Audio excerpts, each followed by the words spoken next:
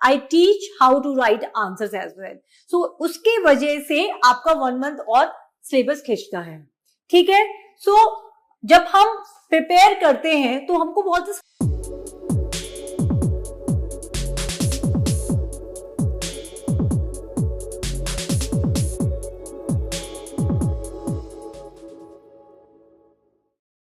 Hello aspirants, my name is Dr. Huma Hassan and today I'm going to talk about sociology optional. First of all, we have to see that what is the most important factor which we should choose while opting our optional.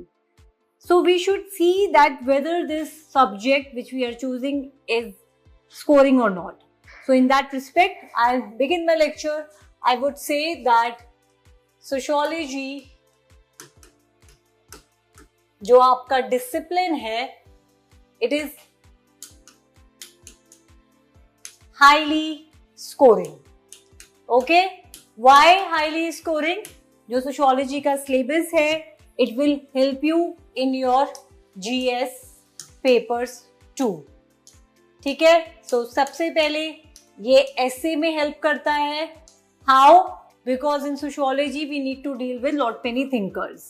Okay, so Renaissance of philosophers को हम discuss करते हैं in depth, हम enlightenment discuss करते हैं. Definitely एक important topic है sociology को समझने के लिए, क्योंकि सोशियोलॉजी में हम सोसाइटी को समझते हैं. ठीक है, रिलीजन किस तरीके से इवॉल्व हुआ, रिलीजन में अगर कुछ भी चेंजेस आते हैं तो कैसे उसका इम्पैक्ट इकोनॉमी में भी पड़ता है, पॉलिटी में भी पड़ता है. तो बहुत ही इंटरकनेक्टेड और इंटरेस्टिंग सब्जेक्ट है.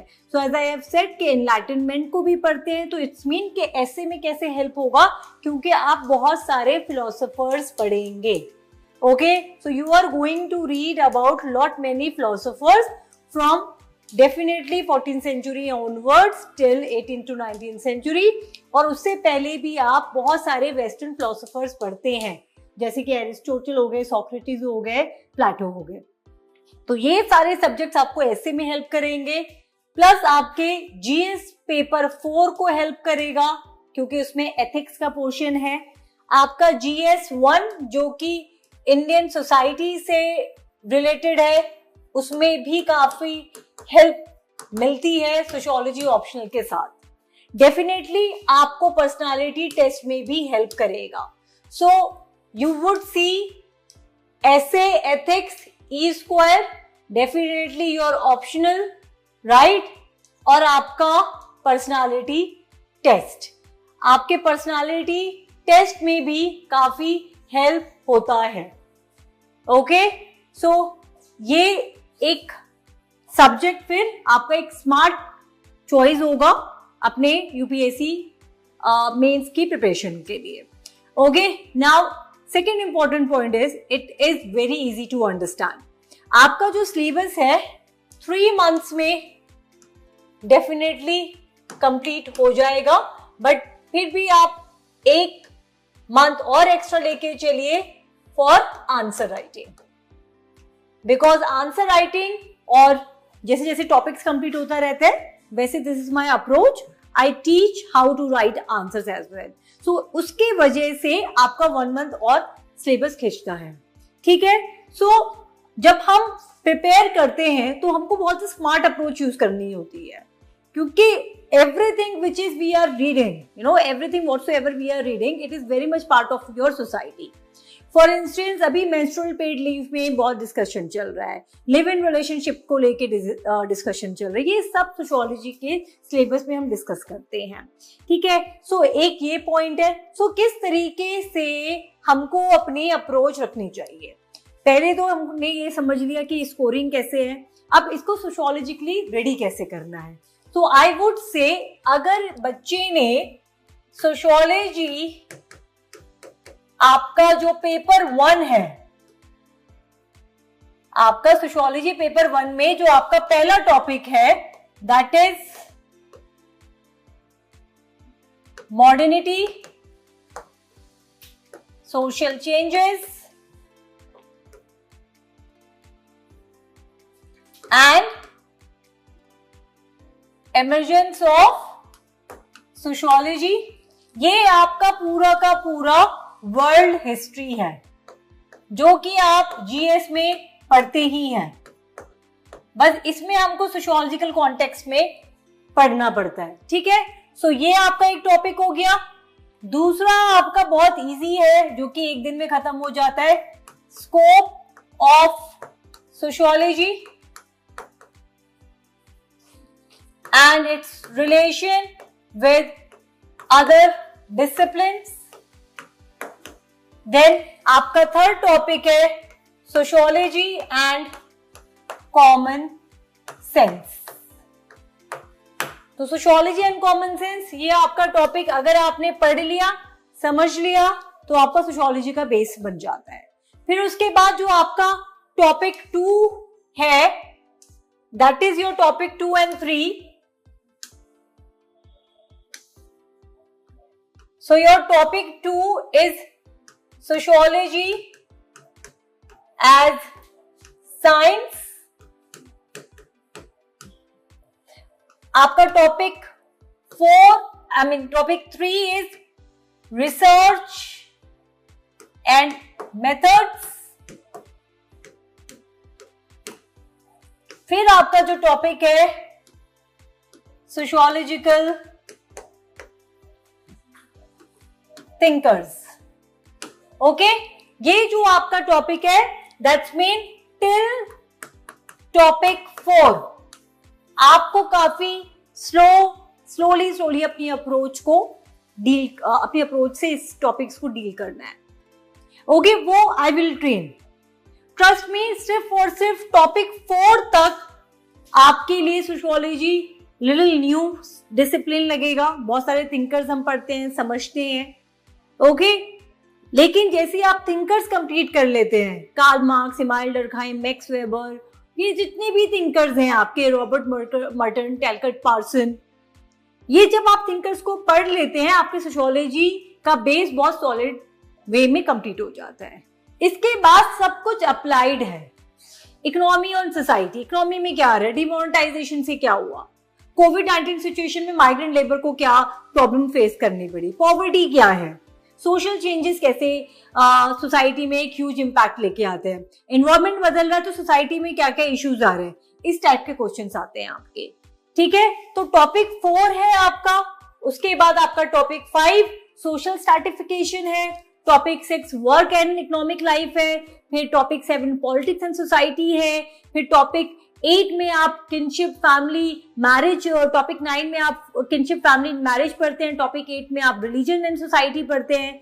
तो आपको इस तरीके से समझना है। टॉपिक 4 तक आपने कंप्लीट कर लिया सोशियोलॉजी। अब टॉपिक 4 के बाद सब कुछ अप्लाइड है।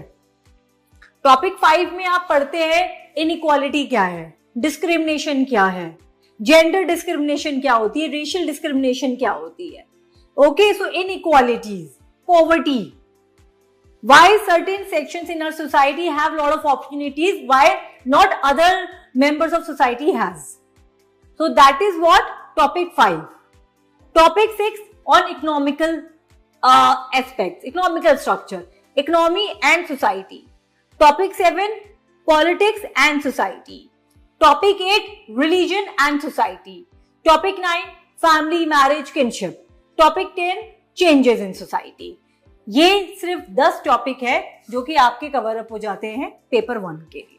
अब जब आप पेपर 1 को स्टडी कर लेते हैं, फिर आपका जो सोशियोलॉजी पेपर 2 है, ट्रस्ट मी, जो आपका सोशियोलॉजी पेपर 2 रहता है, उसमें जो आपका पहला टॉपिक है, दैट इज इंडियन थिंकर्स।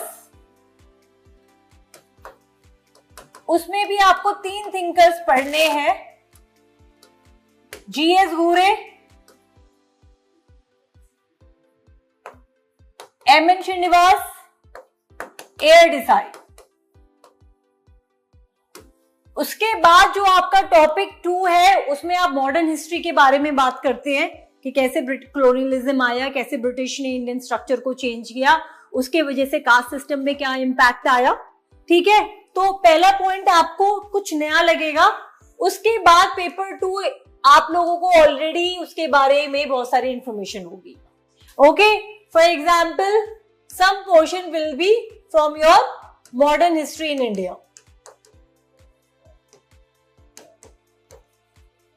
फिर उसके बाद आप डील करते हैं caste system in India, family kinship in India, about villages in India, impact of industrialization and globalization in India, tribal societies in India, development कैसी हो रही है, ये सारा पार्ट आप इंडियन सोसाइटी के वे में पढ़ते हैं। और इंडियन सोसाइटी का सिलेबस आपकी 15 to 20 क्लासेस में खत्म हो जाती है। 15 क्लासेस अगर आपकी 3 आवर्स है एंड सो ऑन, क्योंकि ये सारा का सारा अप्लाइड है, इसमें क्वेश्चंस भी इजी आते हैं। तो टिप्स क्या रहेंगी, मेरी स्ट्रैटेजी क्या रहती है? From the beginning you know कि सिलेबस बहुत क्रिस्पी है, बहुत इंटरेस्टिंग है, सिर्फ आपको थिंकर्स के नाम याद रखने होते हैं और किस थिंकर ने क्या कहा, बस वो याद करना होता है। And this is something very naturally I teach two aspirants. कोई एफर्ट्स नहीं लगेंगे आप लोगों के, क्लास को सुनते सुनते ही सारे थिंकर्स के नाम आपको याद होंगे, सिर्फ आपको रिवाइज करना है। सो मेन फोकस क्या रहता है? Answer writing. अब आंसर राइटिंग के लिए मैं क्या करती हूं? आंसर राइटिंग के लिए I have lot of test. पहले स्टेज में जो टेस्ट होता है वो आपका PYQ बेस्ड टेस्ट होता है। ओके, जैसे ही एक टॉपिक खत्म हुआ वैसे ही PYQ बेस्ड आपका टेस्ट स्टार्ट हो जाएगा। आपने टॉपिक 1 खत्म करा, फिर उसके बाद PYQ test, topic 2 then again test, topic 3 then again test. इस तरीके से ऑलमोस्ट आपके 20 टेस्ट हो जाते हैं। ठीक है, फिर आपका स्टेज 2 आता है और एस्पिरेंट्स, ये इसी स्टेज में मैं आप लोगों को आंसर राइटिंग स्किल्स सिखाती हूँ। जब क्लास पढ़ते हैं तो क्लास में मैं आंसर राइटिंग बताती हूँ कैसे आपको इंट्रोडक्शन लिखना है, बॉडी 1 बॉडी 2 कंक्लूजन कैसे लिखना है, वो क्लास टेस्ट में। एक क्लास में एक टेस्ट देती हूँ, आप लोग टेस्ट करोगे, उसी वक्त मैं आप लोगों को बताऊंगी कि आपका प्लस पॉइंट क्या है, कहाँ पे आपका वीकनेस है, कहाँ पे आपकी स्ट्रेंथ है, वो सब क्लास में डिस्कशन होता है।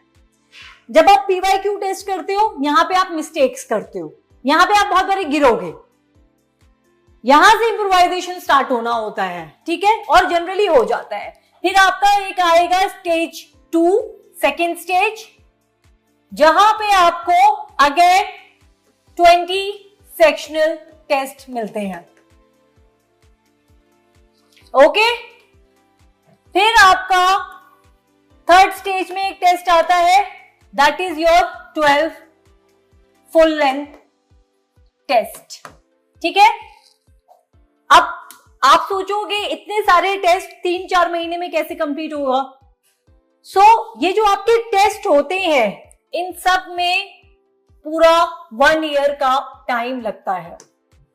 ओके, आपका कुछ टाइम के बाद सैटरडेज में टेस्ट रहते हैं। जो भी आपका टाइम टेबल सेट होता है उसमें एक दिन आपको टेस्ट देना होता है। ऑनलाइन एस्पिरेंट्स, क्योंकि ऑनलाइन एस्पिरेंट्स मुझे लगता है कि जब हम ऑनलाइन मोड ऑफ टीचिंग लेते हैं उसमें आपका टाइम बहुत सेव होता है, आप घर में ही बैठ के टेस्ट दे देते हो और उसके बाद मैं यहाँ से इवैल्यूएट करके फोन पे आपको 1-to-1 वे में आपकी स्ट्रेंथ या वीकनेस जो भी मिस्टेक्स है जो आप कर रहे हो वो उसमें मैं सॉर्ट आउट कर देती हूँ। ठीक है, तो ये पूरा प्रोसेस जो है वो 1 ईयर का है। ऑलराइट, क्योंकि सारे टेस्ट देते देते इतना टाइम लग जाता है, तो every week there will be a test till you are going to sit for your 2025। तो आप 2025 में जब बैठोगे उस तक मैं इतने टेस्ट के थ्रू आपको प्रिपेयर कर चुकी होंगी। ठीक है, यहां पे होने के बाद अब वो बच्चे जो प्रीलिम्स लिख रहे हैं, लाइक प्रीलिम्स लिखने के बाद उन्होंने मेंस प्रीलिम्स क्वालिफाई कर लिया, उनको एक और 12 टेस्ट मिलता है, plus it is like crash course. ठीक है, क्रैश कोर्स जहां पे जितना भी कुछ मैंने पढ़ाया है उसका एक्सक्लूसिव टेस्ट, जो अब सोसाइटी मतलब अभी जो भी चेंजेस आ रहे हैं उसके बेस पे कुछ क्वेश्चंस आ सकते हैं। ठीक है, सो ये पूरा 1 ईयर का प्रोसेस होता है, यही इंपॉर्टेंट है, यही आपको not only in sociology but it also will help you in your GS part. Okay, so that is why मेरा जो अप्रोच है वो बहुत ही ज्यादा एक्सक्लूसिव है। रिजल्ट आना ही है, आपका रिजल्ट आएगा ही। अगर आप क्लास में कंसिस्टेंट हो, ऑनलाइन लो ऑफलाइन लो, उससे कोई भी फर्क नहीं पड़ता। अगर आप मेहनत करने के लिए रेडी हो, आपको 350 प्लस आएंगे। आप कुछ चेंजेस देखोगे कि किस तरीके से मेरी हर एक क्लास में आंसर राइटिंग कैसे करनी है, उसके ऊपर 10 to 15 मिनट्स का कहीं भी ना कभी गाइडेंस मिलेगा। चाहे मैं स्टार्टिंग में बताऊं, medium like you know in the middle of my lecture I will explain, और in the latter part. Class will be bilingual, Hindi और इंग्लिश दोनों लैंग्वेज यूज होगी। ओके जिस तरीके से स्ट्रेंथ है, अगर कोई बच्चा साउथ से है और ही डजंट अंडरस्टैंड इंग्लिश और लाइक यू नो हिंदी, या उनको नहीं समझ में आ रही है हिंदी, तो class will be completely in English, but generally it will be bilingual, majorly it will be in English. Okay so इस वे में मैं अपनी क्लास को फिनिश करती हूँ। कोई भी टॉपिक आपका छूटता नहीं है। कुछ टॉपिक जो आपके इंडियन सोसाइटी के हैं, कुछ थोड़े बहुत इजी टॉपिक्स हैं, उसमें दूसरी फैकल्टीज भी आके आप लोगों को वो सिलेबस कवर अप करा सकती है।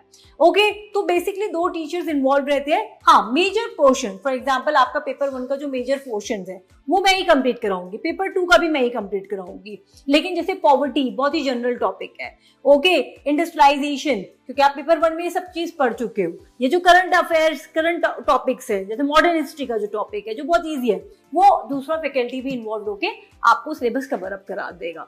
तो कोई ऐसा प्रॉब्लम नहीं होगा आपको सोशियोलॉजी में समझने के लिए, राइट। और ये एक बहुत ही अच्छा ऑप्शनल है, इसीलिए हर साल टॉप 10 में इसका रिजल्ट रहता है।